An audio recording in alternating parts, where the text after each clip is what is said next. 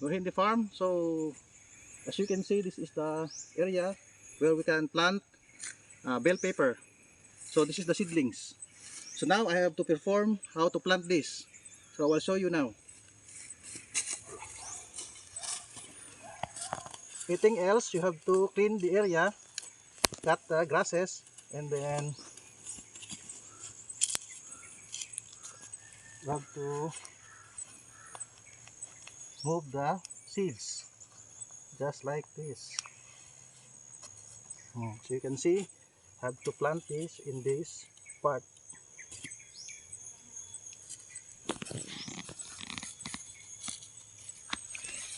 Okay. As simple as that. And then we'll continue to plant here. You have to clean first.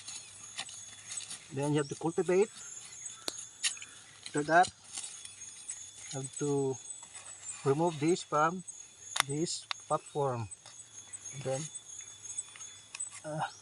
try to put in this area.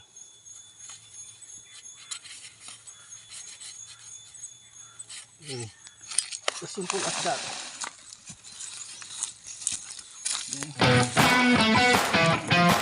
Okay.